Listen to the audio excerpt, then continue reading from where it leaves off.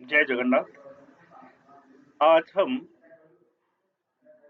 रोगी के किस प्रकार से परीक्षा हम करें, इसी विषय पर आज आलोचना करेंगे। और जो पिछले क्लास रह गया था उस समय जो नेटवर्क का इश्यू था, इसी को देखते हुए आज ये क्लास थोड़ा रिवाइज कर लेते हैं और ज़्यादा कुछ इन्फॉर्मेशन जो है आज हम इसी क्लास के माध्यम से हम सीखेंगे। तो पहला जो चीज़ है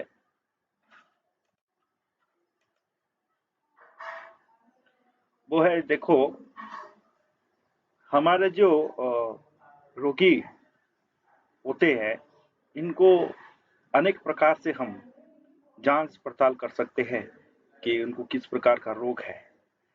तो इसीलिए हमारे पास बहुत ऑप्शंस हैं।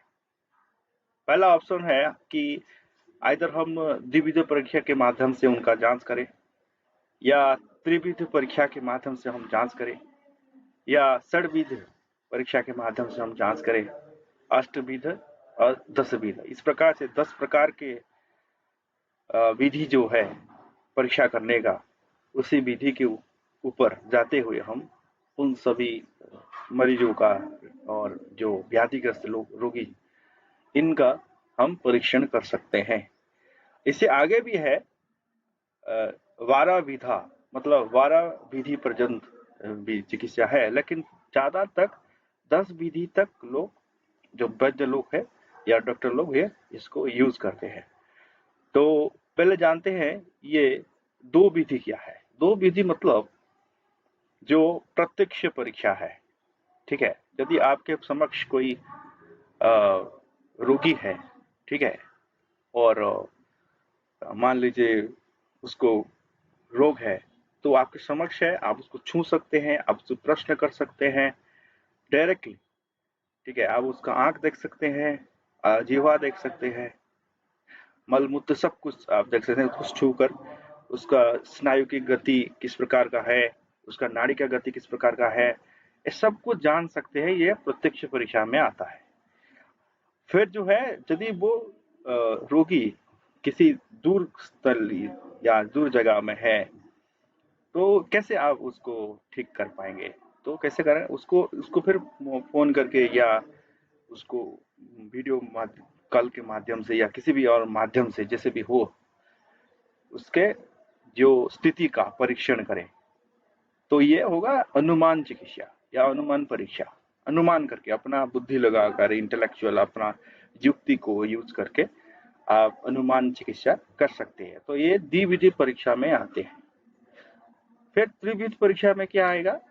3 चीज आते हैं। एक है दर्शन, मतलब इसका अवलोकन विधि।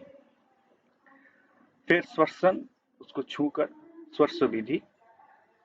फिर प्रश्न, उसको पूछताछ करके।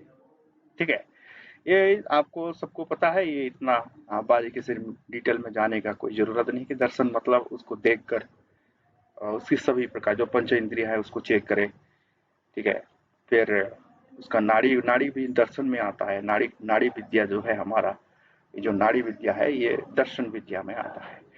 यदि आप नाड़ी चिकित्सक हैं या नाड़ी विद्या आपको आती है, तो आप कर सकते हैं। फिर उसको छू कर, स्पर्श करके उसका तापमान को परीक्षा करें, उसके कहाँ दर्द है उसको देखो, दबाओ। ये स्पर्श चिकित्सा में आएगा। ठीक है, फिर प्रश्न पूछकर, यदि कहाँ आपको और अधिक जानकारी चाहिए इसका हिस्ट्री के बारे में, कि रोगी का हिस्ट्री क्या है, इसके बारे में जानकारी चाहिए, तो आपको प्रश्न भी पूछना है। कहाँ से आ रहा है, कौन से प्रदेश से रह रहा है, कौन से जलवायु से आती है, ये सब प्रश्न पूछकर। उसने क्या खाई है, ठीक है, उसने क्या खाई है, पिछले 7 दिन या महीनों तक भी आप उसका हिस्ट्री का चेक कर सकते हैं। ये सब आएगा प्रश्न पूछकर। ये त्रिविध परीक्षा में आते हैं। नेक्स्ट जो इम्पोर्टेंट जो है वो है षड्विधि परीक्षा। षड्विधि मतलब 6 प्रक्रियाओं से आप उनका परीक्षा कर सकते हैं। सबसे जो इम्पोर्टेंट जो चीज है वो है, पहला जो आता है कि स्पर्शेंद्रिय, मतलब उनको छू कर। जैसे कि पक्षाघात हो गया, पीत दोष के जो रोगी हैं, जिनको अधिक जलन का अनुभूति होती है, मधुमेह के रोगी हो गया, ठीक है। हाँ, इस प्रकार के जो रोगी है, जहाँ थोड़ा मतलब उनके शरीर में वेदना भी रहता है, ठीक है, कोई न्यूरोलॉजिकल की स्नायु भी कोई समस्या है, ठीक है, जलन होता है, जिनका भी मतलब न्यूरोलॉजिकल प्रॉब्लम होता है, तो क्या होता है, ये मान लीजिए जो न्यूरॉन का जो कोशिकाएं होते हैं, यदि उनमें से कुछ खराबी आ जाता है या संपर्क नहीं हो रहा है, उनमें डैमेज हो गया है, तो उस जगह जलन होगा। तो आप कैसे उस जगह देखेंगे, तो तापमान थोड़ा ज्यादा रहेगा, ठीक है। ये आप उनको स्पर्शेंद्रिय मतलब उनको छू कर पता कर सकते हैं।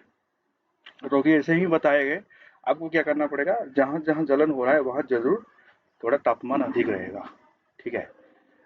विष का प्रभाव भी हो सकता है, विष के प्रभाव से भी एक एक स्थली से ज्यादा गर्मी होता है, किसी एक एक जगह ज्यादा ठंड हो रहा है, मतलब तलवे हमारा जो पाँव के तलवे हैं, हाथ के जो ये जो हिस्से होते हैं, यहाँ यदि ठंडा ज्यादा है, आप देख रहे हैं, तो स्वाभाविक उनके शरीर में वात बढ़ रहा है, ठीक है, वायु का तत्व बढ़ रहा है, ठंडा उनके शरीर में कफ वात का समस्या ज्यादा है, तो आप स्पर्शेंद्रिय के माध्यम से आप छू कर आप उनको तलवे और ये एरिया इसको छूना है, छू कर भी पता कर सकते हैं कि उनको कौन सा रोग है, ठीक है। फिर और किसी जगह छूना है, छूने का जो सर्वोत्तम एरिया है, ये जो हमारा कपाल है, ये जो कपाल है, फोरहेड जो है, इस एरिया को भी आप छू कर शरीर का विशेष करके ताप का आप जांच कर सकते हैं, ठीक है। और और जहां जहां हमारा जो सप्त चक्र है उस जगह में भी आप, क्योंकि वे नाड़ी संधि का एरिया है, उस जगह भी आप छू कर या उसको प्रेस करके आप जांच पड़ताल कर सकते हैं।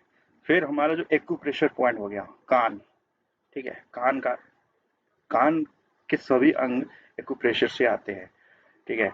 हाथ हो गया, हाथ जो उंगलियां हो गया, इसको भी आप दबाकर छू कर, हाँ, कौन सा ऑर्गन जो इंटरनल ऑर्गन्स होते हैं, जो अंत ऑर्गन मतलब अंत अंग जो है, भीतर का जो अंग है, उनका किस प्रकार से वो शरीर में फंक्शन हो रहा है, इसको दबाकर भी आप जांच पड़ताल कर सकते हैं। तो यह स्पर्श इंद्रिय चिकित्सा में आते हैं। फिर हो गया आपके जो श्रोत्रेंद्रिय, श्रोत्रेंद्रिय मतलब श्रवण से ये संपर्क रखता है, सुनने, वो सुन पा रहा है कि नहीं, उसका उसके पास बहरापन है या कोई मतलब जो टिक टिक का जो आवाज आ रहा है, टिनिटस जिसको हम कहते हैं, कम सुनना, उसको थोड़ा डिफरेंट काइंड्स ऑफ सुनाई देना, इस प्रकार का जो चिकित्सा है, आप वो जांच कर सकते हैं श्रोतेंद्रिय मतलब ये जो श्रोतेंद्रिय जिसको हम कहते हैं, श्रोतेंद्रिय चिकित्सा के माध्यम से हम उनको जांच पड़ताल कर सकते हैं। फिर क्या है, एक चीज है जैसे कि पेट में कभी कभी कभार एक गुड़गुड़ गुड़गुड़ का आवाज आता है पेट के नीचे भीतर, तो आप अपना कान लगाकर भी देख सकते हैं कि शरीर के किसी अंग से कोई प्रकार का साउंड कैसे आ रहा है। हमारा छाती का जो भी है, जो हृदय का जो स्पंदन है, वो उस जैसे हमारा जो स्टेथोस्कोप यूज करके डॉक्टर लोग करते हैं, ये क्या है, श्वसनेंद्रिय मतलब ये श्रोतेंद्रिय चिकित्सा में आते हैं, ठीक है। ये हमारा श्रोतेंद्रिय चिकित्सा में आएगा, ठीक है। श्रोतेंद्रिय मतलब कान को यूज करके हम आइदर अपना कान यूज करें और मरीज का भी कान यूज करें और देखें कि शरीर में कहाँ गड़बड़ी है, ठीक। अगर कुछ कम सुनाई दे रहा है तो हमको देखना है, उसको कुछ आवाज देकर, फिर उसका तो यदि वो बोल रहा है कि मेरे कान में कुछ टिक टिक का आवाज आ रहा है, तो ये जो टिनिटस का जो रोगी होती है, यह लक्षण होगा। उसके शरीर में किसी जगह मतलब अनावश्यक शब्द निकल रहा है, पेट में ज्यादातर होता है, साउंड निकलता है, ठीक है। इस प्रकार का जो पड़ताल होगा, तो ये जांच पड़ताल श्रोतेंद्रिय चिकित्सा और परीक्षा में आएगा। फिर हो गया घ्राणेन्द्रिय परीक्षा, ठीक है। घ्राणेन्द्रिय परीक्षा मतलब नाक को यूज करके सूंघना, विशेष करके जो रोगी होते हैं यदि उनके पास विशेष कोई इन्फेक्शियस कोई डिजीज मतलब संक्रामित कोई रोग आ गया है, तो उनका स्मेल अलग प्रकार का होगा, और मैंने बताया है कि जो हमारा मेद धातु है, यदि मेद धातु असंतुलित है तो उनके पसीने से भी बहुत सारे बदबू आ सकते हैं। तो ये आ गया आपके घ्राणेंद्रिय चिकित्सा में। नाक से सूंघना, उसको पूछिए कि वो स्मेल कर पा रहा है, गंध को मतलब परख पा रहा है कि नहीं। ऐसा होता है जब कोविड 19 के समय ऐसा हुआ था कि लोग गंध को नहीं मतलब सूंघ पा रहे थे ठीक से, या गंध का अनुभव नहीं ले पा रहे थे ठीक से। तो इस प्रकार का जो होता है, जब हमको कोई मतलब सर्दी जुकाम हो जाता है हमारा, जो नाक से जो वो नाक से हम परीक्षा नहीं कर पाते हैं, गंध के बारे में हम जांच पड़ताल नहीं कर पाते हैं जनरली जो मरीज लोग होते हैं। तो इस प्रकार से गंध के माध्यम से या घ्राणेंद्रिय परीक्षा के माध्यम से हम जांच पड़ताल कर सकते हैं। ठीक है। फिर जो है दर्शनेंद्रिय, दर्शनेंद्रिय मतलब आंखों का ऊपर उनको किस प्रकार का प्रॉब्लम है पूछना है, दिखाना भी है कि वो सही जवाब दे पाते हैं। जब हम आंखों के डॉक्टर के पास जाते हैं, जिस प्रकार से वो टेस्ट करता है वही सब आते हैं दर्शनेंद्रिय। दर्शनेंद्रिय परीक्षा में दृष्टि के ऊपर विशेष करके ज्यादा परीक्षा होता है। तो दृष्टि किस प्रकार का है, वो पास वाला चीज दिखाई देता है उसको ठीक से, ये दूर वाला चीज दिखाई दे रहा है कि नहीं, इसको जांचना है। धुंधलापन आ रहा है कि नहीं, ठीक है, उसका जो आंखों की पावर ठीक है कि नहीं, ठीक है। इस प्रकार का चीज जो आती है दर्शनेंद्रिय चिकित्सा में या दर्शनेंद्रिय प्रक्रिया में आती है। फिर आ गया रसनेंद्रिय। ठीक है, रसनेंद्रिय जो परीक्षा है ये जिह्वा से ही संपर्क रखता है। तो ये क्या है, ये जिनको भी थोड़ा बुखार आ जाता है, विशेष रूप से ज्वर आ जाता है, तो क्या होता है उनका मतलब जीवा का स्वाद बदल जाता है। ठीक है। जैसे कि यदि शरीर में ज्यादा जीवा में मतलब हमारा जीवा को यदि मुंह में ज्यादा मीठा का स्वाद आता है, अनुभव होता है, तो जान लीजिए उसके शरीर में कफ का प्रादुर्भाव बढ़ रहा है, ज्यादा मात्रा बढ़ रहा है। ठीक वैसे ही अम्ल का आना, खट्टा आना, मुंह में खट्टे मतलब स्वाद आना, तो इसका मतलब ये है कि पेट में एसिड का अम्ल का परिमाण ज्यादा है। तो इस प्रकार से हम रसनेंद्रिय का परीक्षा हम कर सकते हैं। या कैसे शरीर उनके जो मरीज लोगों के जीवा को हम कुछ द्रव्य हम दे सकते, देकर हम उनका जीवा का टेस्ट ले सकते हैं। या हम क्या करें, तो उनका जो मतलब जो विकार है, जिस प्रकार का वो विकार के हैं, उस विकार को वो यदि कहे कि मुझे ऐसा ऐसा फील हो रहा है, तो आप जान ले कि ये रसनेंद्रिय परीक्षा में आएगा। जैसे कि आप उनको लवण दे, उनका विपाक के बारे में जांचे कि उसका टेस्ट कैसा है। अब कषाय मतलब हरड़ दे, हरड़ के बाद वो यदि बता पा रहे कि इसका टेस्ट है किस प्रकार का है, यदि वो स्वाभाविक रूप से मीठा आ रहा है तो जान लीजिए वो ठीक है। लेकिन वो अलग प्रकार का कह रहे हैं कि ये मुझे कड़वा लग रहा है, कि मुझे अम्ल लग रहा है, तो जान लीजिए कि उनके शरीर में रस मतलब रस से कोई प्रॉब्लम है, उनके शरीर में रस धातु से प्रॉब्लम कुछ है। इस प्रकार से हम जांच पड़ताल कर सकते हैं।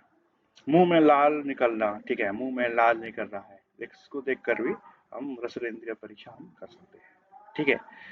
फिर लास्ट में जो आता है वो प्रश्न परीक्षा। प्रश्न परीक्षा में क्या आते हैं, जो रोगी का इतिहास क्या है, या रोग के जो शुरुआत किस किस प्रकार से हुआ है, फिर उसका लक्षण क्या है, रोग के बारे में आप सब रोगी से पूछताछ कर सकते हैं। इस प्रकार से हम षड्विध परीक्षा हम अपनाकर रोगी का डायग्नोस मतलब उसका जांच पड़ताल कर सकते हैं। नेक्स्ट जो इम्पोर्टेंट चीज है वो है अष्टविध परीक्षा। अष्टविध परीक्षा में हम 8 प्रकार के प्रक्रिया में जाते हुए मरीज लोगों का परीक्षा हम करेंगे। सबसे इम्पोर्टेंट जो चीज है वो है नाड़ी परीक्षा। मैंने बता दिया नाड़ी परीक्षा कि हमारे शरीर में 3 प्रकार के जो नाड़ी है, जिस वजह से कफ नाड़ी, पित्त नाड़ी और बात नाड़ी। तो किस प्रकार से वो मतलब उनका गति है, हाँ हाँ, तो इसको फिर देखते हुए अनुभवी जो वैद्य होते हैं नाड़ी परीक्षा के, वही इसको ठीक से कर पाएंगे। ठीक है। आप लोगों को भी बताया जाएगा किस प्रकार से नाड़ी परीक्षा किए जाते हैं। आज के लिए मतलब इतना ही जान लीजिए कि 3 प्रकार का नाड़ी है। वात नाड़ी, कफ नाड़ी, पित्त नाड़ी। पित्त नाड़ी बीच में ही रहेगा। और कभी कभी बार क्या होता है कि नाड़ी का स्पंदन मरीजों में नहीं आता है, तो इसके लिए थोड़ा अपना अनुभव भी जोड़ना पड़ता है। इसलिए नाड़ी परीक्षा छोटा चीज नहीं है, इसके लिए बहुत अनुभव की आवश्यकता पड़ता है। ठीक है। कई कई नाड़ी परीक्षा में भी अलग अलग किताब में अलग प्रकार के वर्णन हुए हैं। जैसे मैंने कहा कि 3 नाड़ी होते हैं। एक नाड़ी को भी मतलब एक प्रकार का स्पंदन किस प्रकार से हो रहा है। ठीक है। ये- यदि इसका स्पंदन मेंढक के जैसा है, जैसे उछल उछल कूद कर रहा है, ठीक है, ये एक अलग प्रकार का सिम्टम है। मतलब पूरा सर्प जैसा मतलब स्पीड हो रहा है, ठीक है, इस एक अलग प्रकार का सिम्टम है। और धीमा चल रहा है, बहुत मंद मंद चल रहा है, ये एक प्रकार का चीज है। तो अनेक प्रकार के वैद्य लोग जैसे भी जाए, लेकिन लक्ष्य एक है कि बात पित्त कफ को जांचना। ठीक है। नाड़ी परीक्षा के मेन जो उद्देश्य है बात पित्त कफ को जांचना। फिर जब नाड़ी परीक्षा आपको संतुष्टि मतलब प्रदान करती है, तो फर्दर आप जा सकते हैं मल के ऊपर।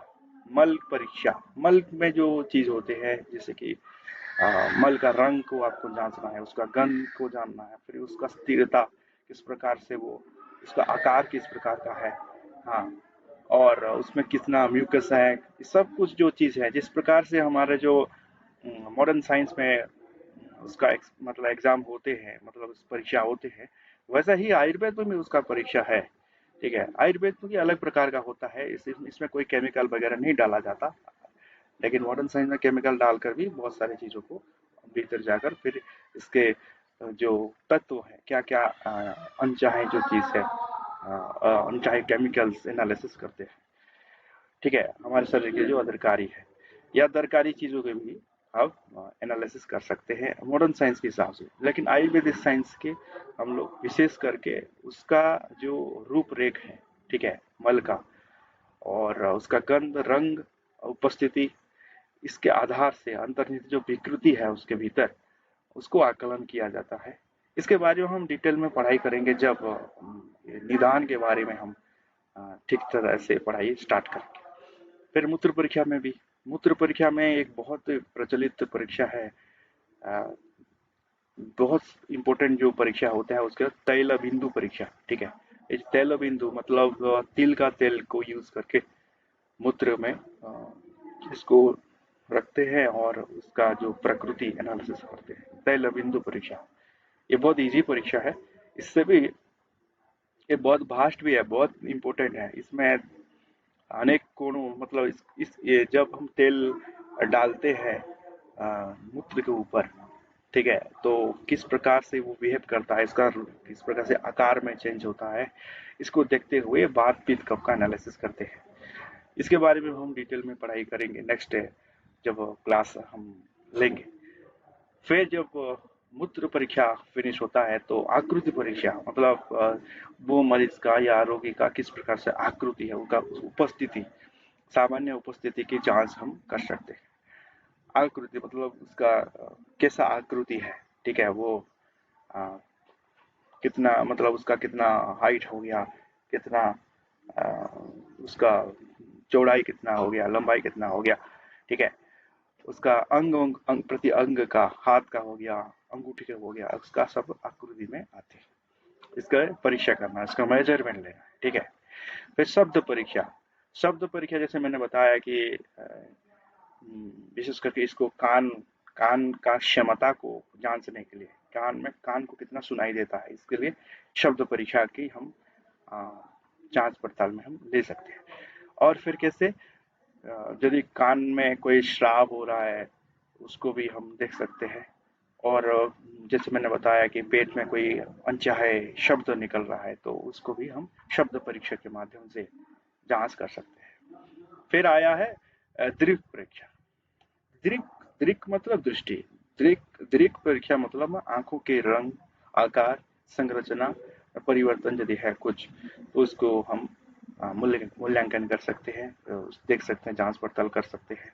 फिर जैसे मैंने बताया थी आंखों किस प्रकार से दिखाई दे रहा है, कोई दृष्टि में कोई प्रॉब्लम है कि नहीं, धुंधलापन है या किसी और अलग प्रकार का प्रॉब्लम है। बाहर से देखेंगे, बाहर का आंख का जो जो मतलब जो रूप है वो ठीक ठाक है कि नहीं, एक्चुअल नॉर्मल है कि नहीं, उसमें से कुछ गलत चीज तो नहीं आ गए, मतलब वो उसका कलर, आंखों का जो कलर है किस प्रकार का है, बाहर का और भीतर का। यदि दिखाई दे रहा है थोड़ा भीतर जाकर तो लेंस जो आ रहा है, लेंस के भीतर कुछ अनचाहे तत्व तो नहीं आ गए, ठीक है, जैसे आता है मोतिया बिंदु में आता है, ठीक है, उसी तरह इस प्रकार से बाहरी चीजों का हम एक्सपेरिमेंट कर सकते हैं या जांच पड़ताल कर सकते हैं। और जो इम्पोर्टेंट चीज है वो है, हाँ, वो उनको उनका आंखों को देखें ना कि उनको कौन से प्रकार का दृष्टि का समस्या है, वो नॉर्मल रीडिंग कर पा रहे हैं कि नहीं, कितना लेवल का अक्षर पढ़ाई कर पा रहे हैं। इस प्रकार से दृक परीक्षा हम कर सकते हैं। तो स्पर्श परीक्षा जिस प्रकार से मैंने बताया पिछले आ, मतलब जो सड़ विधि परीक्षा में, वही है कि त्वचा किस प्रकार का है, उसमें त्वचा का बनावट किस प्रकार का है, रूखापन, सूखापन, शरीर में घाव है क्या, उसका तापमान क्या है, स्पर्श संवेदना आदि इत्यादि। जो संवेदनशील जगह है उस जगह भी आपको चुना है, जिस जिस प्रकार से वो यदि कोई अनुभव, पीड़ा का अनुभव कर रहे हैं तो किस प्रकार का वो पीड़ा है, आपको जांचना है। वो कब मतलब बात पित्त का है, बात कब का है, किस प्रकार का है पीड़ा, आपको देखना है, जांचना है स्पर्श प्रक्रिया से जाते हुए। जीवा परीक्षा, जीवा परीक्षा मतलब जीभ की आकृति सबसे इम्पोर्टेंट है। जीभ की आकृति किस प्रकार का है, यदि जीभ का आकृति ठीक नहीं है तो फिर अलग प्रकार का समस्या आता है। रंग, जीभ का रंग किस प्रकार का है, हाँ, जीभ का रंग से ही पता चलता है कि आपके भीतर कौन से दोष हैं, ठीक है। यदि ये सफेद है ज्यादा तो ये आप जान लो ये कब का है। थोड़ा मतलब रूखा सूखा है भीतर, जीभ में वो बात प्रकृति में आता है। और ये जितना लाल होगा उतना ही पित्त प्रकृति में आएगा, ठीक है। इस प्रकार से उसका रंग को जांचते हुए हम दोषों के ऊपर जा सकते हैं। फिर लेप हो गया, उसके ऊपर क्या लेप है, जीवा के ऊपर कोई लेप आ गया क्या, जिसका कारण वार्तालाप में प्रॉब्लम आ रहा है या दुर्गंध आ रहा है, ठीक है, लेप आता है, ठीक है। जीभ का यदि साफ सुथरा ना रखे तो जीभ के ऊपर लेप आ सकता है। तो स्वाद का अनुभूति किस प्रकार से है, ये सब जीवा परीक्षा में हम जांच पड़ताल कर सकते हैं। फिर आ गया जो इम्पोर्टेंट है वो है दस विधा परीक्षा। 10 विधा परीक्षा में सबसे जो इम्पोर्टेंट है जो रोगी का प्रकृति का एनालिसिस करना, ठीक है। वो कौन से प्रकृति में आता है, बात प्रकृति, पित्त प्रकृति, कफ प्रकृति, कौन से प्रकृति प्रधानता है, तो उसको कैसे है, उसका शारीरिक जो रूप है, आकृति, उसका वार्तालाप किस प्रकार से कर रहा है, ठीक है, किस प्रकार से वो दिखाई दे रहा है, उसका हेयर जो है मतलब बाल है किस प्रकार के है, इसको सब देखते हुए वो किस प्रकार से चल रहा है, ठीक है, इसको किस प्रकार से मूवमेंट कर रहा है, इसको देखते हुए आप उसका प्रकृति एनालिसिस कर सकते हैं। प्रकृति के बाद जो एनालिसिस करेंगे वो है विकृति, उसका अपोजिट। मतलब उस समय जब आपके समक्ष वो आई है या आया है, उस समय उसको कौन से विकृति है, कौन से दोष है, इसको आपको देखना है, ठीक है। तो इसमें हमने बताया कि 10 प्रकार के दोष हैं, तो कौन से प्रकार के दोष वो आ रहा है। धातु, मल, मानसिक स्थिति को भी आपको मूल्यांकन करना है, ताकि आपका जो परीक्षा दोष का ऊपर जो परीक्षा, विकृति के ऊपर जो परीक्षा आप करने जा रहे हैं वो सटीक रहे, ठीक है। नेक्स्ट जो है, और इसको और बेहतर तरीके से जानने के लिए आप उसका धातु के ऊपर जाइए। धातु, मैंने कहा कि कौन से धातु में कमी के कारण कौन से रोग आते हैं, और कौन से धातु बढ़ने से भी कौन से प्रकार का सिम्टम या लक्षण या रोग आते हैं। इसको देखते हुए आप मतलब उसका सार या उसका धातु की परीक्षा या उसका गुणात्मक या मात्रात्मक पहलुओं को आप मूल्यांकन कर सकते हैं, ठीक है। फोर्थ जो है वो है संहनन। वो है क्या, संहनन। संहनन मतलब उसका जो शारीरिक संरचना है उसमें से कितना सघनता, इसको कितना कॉम्पैक्ट, उसका भीतर कितना कॉम्पैक्ट है, कितना वो मजबूत है, ठीक है। जैसे एक एग्जांपल ले लेते हैं, ये हाथ है, जो हाथ है ये हाथ भारी है या ऐसा खुखलापन है भीतर, मतलब वो बहुत ही लाइट लग रहा है, ठीक है। इसमें एक मजबूती है कि नहीं। आप जांचे कि थोड़ा मतलब उसको प्रेशर देकर या कुछ ऐसा उसको मतलब थोड़ा आघात करके भी आप जांच सकते कि वो कितना सही है, कॉम्पैक्ट है कि नहीं, उसमें कितना ताकत है। ठीक है, ये सब आएंगे संहनन। संहनन इसको संस्कृत में जो कहते हैं हम, उसका मतलब है कि संघनता। संघनता, ठीक है, संघनता जिसको हम कॉम्पैक्टनेस कहते हैं। सभी अंगों का या शारीरिक रूप से भी, टोटल शारीरिक रूप से आप उसका परीक्षा कर सकते हैं। ठीक है, आई समझ में। संहनन, संहनन मतलब किसी व्यक्ति की शारीरिक संरचना, शरीर की संघनता, सघनता, ठीक है, इसको सघनता कहते हैं, का मूल्यांकन किसी व्यक्ति के पोषण संबंधी निर्माण को जानने के लिए किया जाता है। ठीक है, शरीर में कितना मतलब कितना वो शरीर पोषित हुआ है इसको जानने के लिए संहनन परीक्षा की जाती है। सबसे जो इम्पोर्टेंट है उसका सघनता, सघनता कितना कम्पैक्ट हो गया है। ठीक है, फिर है प्रमाण। प्रमाण मतलब जैसे मैंने बताया था पिछले क्लास में कि उसका बॉडी मास इंडेक्स, मतलब उसका वजन कितना है, उसका ऊंचाई कितना है। ठीक है, उसका मध्य भुजा, पेट, सिर और शरीर के अन्य अंगों की परिधि, जैसे मानवीय जांच रोग का निदान करके और पोषण संबंधी कमियों को पोषण संबंधी आवश्यकता का पता लगाना। ठीक है, इसका हाइट कितना है, छोटा है तो जान लीजिए थोड़ा मतलब शॉर्ट है, शॉर्ट हाइट है, जान लीजिए उसके शरीर में कौन कौन से तत्वों का अभाव। जैसे मैंने बताया था कैल्शियम की कमी के कारण हाइट थोड़ा छोटा हो जाता है। फिर वजन, वजन आप चेक करें उसको वजन करके। ठीक है, इस प्रकार से ये प्रमाणम मतलब प्रमाण के माध्यम से आप शरीर का ऊंचाई, वजन, उसका सभी अंगों का रूपरेख सब आप मेजरमेंट ले सकते हैं। फिर है उसका व्यायाम शक्ति। ठीक है, व्यायाम शक्ति मतलब शारीरिक शक्ति कितना है। इसके लिए आपको क्या करना पड़ेगा, यदि आपके पास सीढ़ी है, मतलब आप छत पर जा रहे हैं तो उसको कहिए कि कम से कम एक फ्लोर तक वो चले और आए। यदि वो इजीली वो उतर रहा है, चढ़ रहा है, मतलब जो अ, ऊपर जाता है और नीचे आता है, यदि उसको कुछ थकावट महसूस हो रहा है तो जान लीजिए थोड़ा प्रॉब्लम है उसके शारीरिक क्षमता में। वो इजीली कर पा रहा है, नॉर्मल व्यक्ति है। धीरे धीरे कर रहा है तो बहुत ही प्रॉब्लम है। ठीक है, तो इससे क्या होता है कि व्यायाम शक्ति आसानी से आप परीक्षा कर सकते हैं। ठीक है, फिर है सत्व। सत्व मतलब जो मानसिक चिंता, जो मानसिक विकार, उसको उसको देखना है कौन से मतलब प्रकार का मेंटालिटी वाला है वो। थोड़ा साइकोलॉजिकली आपको स्टडी करना है उस रोगी के ऊपर। या वो ज्यादा चिंता कर रहा है, ज्यादा सोच रहा है, या मतलब ऐसे उल्टी सीधी बातें कर, पागलपन का दौरा है क्या। ठीक है, फिर वो ज्यादा सोता है कि नहीं, कितना सोता है, इसके बारे में जानकारी लेना है। ठीक है, उसका मस्तिष्क का जो किस प्रकार से वो मतलब कैच कर पा रहा है। ठीक है, वो जो आप बोल रहे हैं उसको वो सुन पा रहा है, कैच कर पा रहा है ठीक से कि नहीं, उसका मेमोरी का स्टेटस जानना, ये सब आएंगे सत्व परीक्षा के अंदर। ठीक है, उसके भीतर क्या अवसाद अवसाद है, चिंता है। ठीक है, हाँ, वो भूल रहा है कि नहीं, हाँ, कुछ चीजों का वो भूल रहा है, कितना जल्दी भूल रहा है। ठीक है, ये सब आएंगे सत्व में। ठीक है, तो इसका मेंटल मतलब जो मानसिक स्थिति को जांचना को कहेंगे हम सत्व। इस प्रकार से आप उनका परीक्षा कर सकते हैं, शारीरिक रूप से और मानसिक रूप से। ठीक है, सत्व इसको यूज करके हम परीक्षा कर सकते हैं। नेक्स्ट जो है वो है सात्म्य। सात्म्य, सात्म्य मतलब जो रोगी को क्या पसंद है। ठीक है, आप पूछिए उसको क्या पसंद है, वो कहेगा जो चीज है खाने में वो ये कहेगा।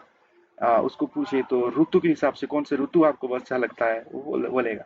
ठीक है, ये भोजन, जलवायु, इस प्रकार से उसका जो मानसिक, हाँ, मानसिक और शारीरिक जो उसका अ, जो कैपेसिटी होगा।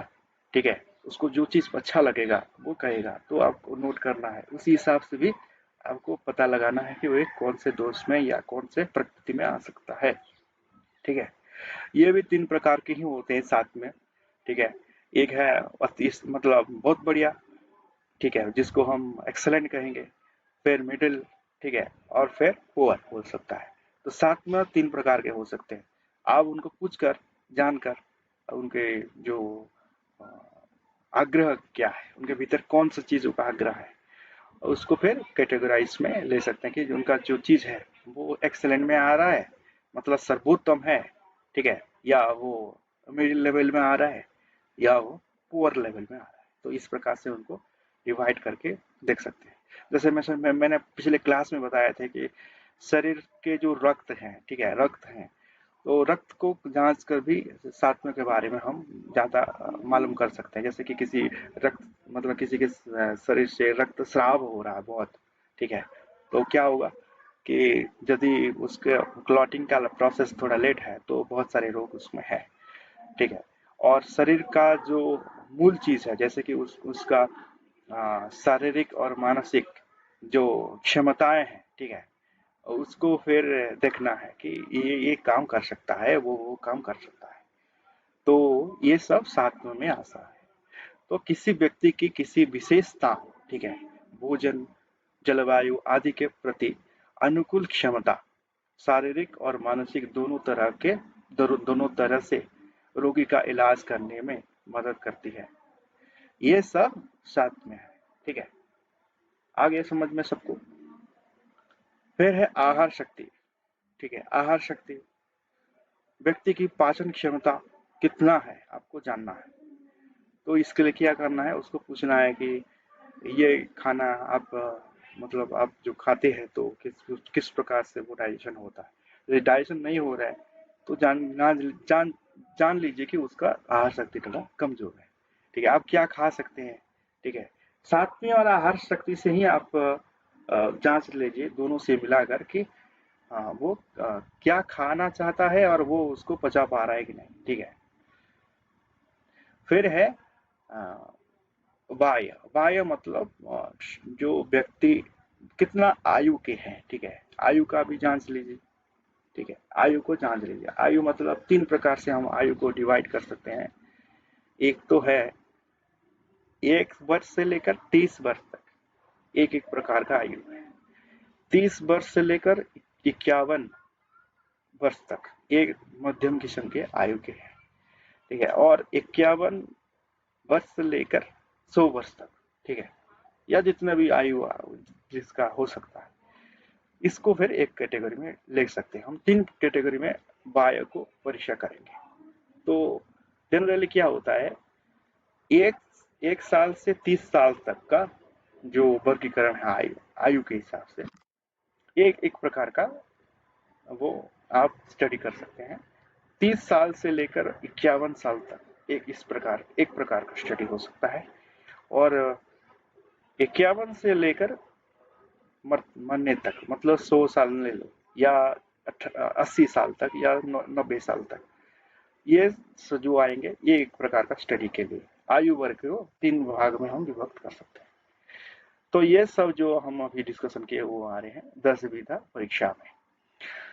ठीक है, तो इसके बाद भी यदि हम देखेंगे तो वो है अवारा विधा में भी आ सकते हैं। और उसमें से ज्यादा कुछ नहीं है। इम्पोर्टेंट जो चीज है वो है कि उसका बल, ठीक है, उसका बल, तो रोगी की जो शारीरिक शक्ति है या रोग प्रतिरोधक क्षमता कितना है, इसको जानना, ये थोड़ा एक्स्ट्रा आपको इसमें ऐड करना होता है। ठीक है, ये इम्पोर्टेंट भी है ना कि रोगी जो होते हैं उनका शारीरिक और प्रतिरोधक शक्ति, मानसिक शक्ति कितना है, शक्ति को जांचना, इसको बल कहेंगे। शक्ति, शारीरिक शक्ति, मानसिक शक्ति और प्रतिरोधक शक्ति। ठीक है, फिर है उसका सहनशील शक्ति, सहने का शक्ति। ठीक है, इसको भी हम जांचेंगे तो अनेक अनेक दोषों के ऊपर हम जानकारी ले सकते हैं। जैसे कि शारीरिक शक्ति ज्यादा किसका होगा, जो कफ श्रेणी में होगा। सहनशील का शक्ति किस में ज्यादा होगा? वो, हाँ, जो कफ श्रेणी में होगा। ठीक है। प्रतिरोधक शक्ति किसके श्रेणी में ज्यादा होगा? जब पित्त श्रेणी में होगा। ठीक है। प्रतिरोधक शक्ति ज्यादा रहेगा पित्त श्रेणी में। ठीक है। गति शक्ति किसके शरीर में ज्यादा होगा? गति, बहुत मूवमेंट करेगा, क्या होगा? वात श्रेणी में आएगा। तो इस प्रकार से बल से भी हम परीक्षा कर सकते हैं, तो एक्स्ट्रा हो गया। ठीक है। हाँ, बाकी जो चीज होती है बाकी सब सेम होते हैं। ठीक है। इस प्रकार से हम रोगी का परीक्षा करीब करीब 11 पॉइंट हो गया, 11 पॉइंट से हम उसका परीक्षा कर सकते हैं। ठीक है। और एक चीज है वो है भेषज परीक्षा। भेषज जो है, भेषज मतलब दवाई, यदि हम उसको दवाई देते हैं तो उसका क्या रिएक्शन आता है। ठीक है। दवाई जो हम आयुर्वेद में जो भी दवाई देते हैं, तो दवाई लेने से उसका रिएक्शन क्या आ रहा है, उसको स्टडी करना है, भेषज चिकित्सा में आते हैं। तो कुल मिलाकर 12 जो टेस्ट होते हैं, इसको आप याद रख सकते हैं। ठीक है। ये सब टेस्ट का क्यों महत्व है, हम क्यों करते हैं? पहले तो है उसका जो दोष है, जो त्रिदोष है, इनको जांचना। ठीक है। फिर उनका धातु के ऊपर जानकारी लेना। ठीक है। उनका जो भी अनचाही तत्व है उनके भीतर स्टडी करना। ठीक है। ताकि उनको शारीरिक रूप से, मानसिक रूप से, ठीक है, स्वस्थ बना सके। इसीलिए हम ये सब, ठीक है, शास्त्रीय ग्रंथों से जो बताए गए रास्ते से जाकर हम उनको परीक्षा करते हैं। नाड़ी से बहुत सारे चीजों के मालूम पड़ जाता है, शरीर कितना देरी तक रहेगा, हाँ, मतलब कितना समय ये जीवित रहेगा शरीर, ये इसको भी हम इसी परीक्षा के माध्यम से जान पाएंगे। ठीक है। आशा करता हूँ आज का क्लास सबको अच्छा लगेगा। यदि आपको किसी जगह दुविधा है या डाउट है, किसी जगह आपको समझ में कठिनाई है या कोई प्रश्न है आपके मन में, तो आप कमेंट बॉक्स के जरिए आप पूछ सकते हैं। आज जैसे क्लास हुआ वैसा ही क्लास फिर नेक्स्ट आएगा, तो उसमें हम अन्य विषय के ऊपर चर्चा करेंगे। नेक्स्ट जो विषय आएगा वो है आयुर्वेद के जो 8 अंग है, जो चिकित्सा में है, किस प्रकार का चिकित्सा प्रणाली, विशेष करके चिकित्सा का जो शाखाएं हैं, जो चिकित्सा का जो आयुर्वेद का जो चिकित्सा के शाखाएं हैं, वो जनरली 8, ठीक है, 8 प्रकार के हैं। ये 8 प्रकार क्या है, नेक्स्ट क्लास में हम डिस्कशन करेंगे। ठीक है। 8, जिसको अष्टांग आयुर्वेद कहते हैं। ठीक है। ये अष्टांग आयुर्वेद के ऊपर हम बारीकी से हम नेक्स्ट क्लास में डिस्कशन करेंगे। तब तक के लिए जय जगन्नाथ।